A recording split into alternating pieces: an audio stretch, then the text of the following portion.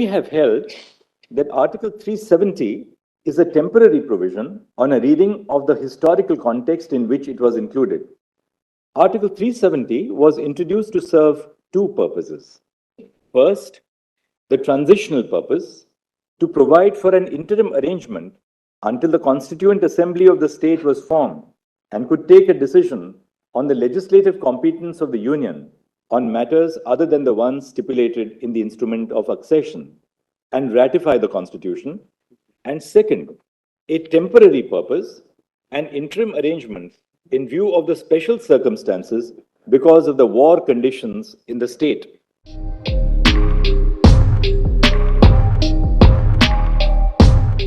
We have held that the power of the President of India under Article 370, Clause 3, to issue a notification declaring that Article 370 ceases to exist,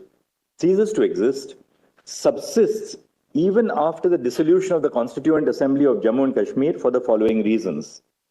First, the proviso to Article 373, that is Clause 3, encapsulates the process by which the Indian states could ratify the Constitution of India.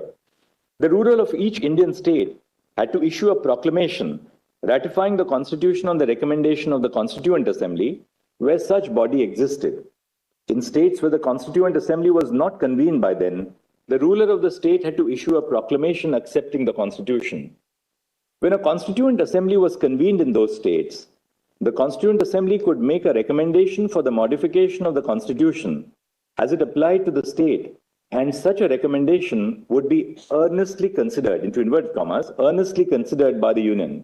The words recommendation of the Constituent Assembly referred to in Clause 2 shall be necessary before the President issues a notification, as it appears in the proviso to Article 370, Clause 3, and must be read in this context. Thus, the recommendation of the Constituent Assembly to begin with was not binding on the President.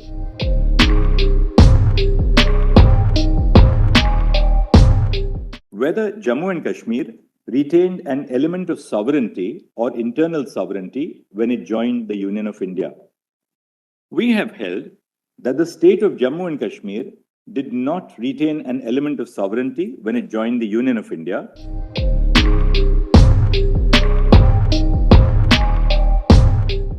That the state of Jammu and Kashmir became an integral part of the Union of India is evident from Articles 1 and 370 of the Indian Constitution.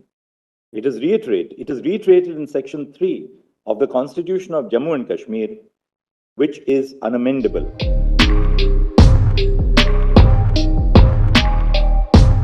We direct that steps shall be taken by the Election Commission of India to conduct elections to the Legislative Assembly of Jammu and Kashmir, constituted under Section 14 of the Reorganization Act by 30 September 2024.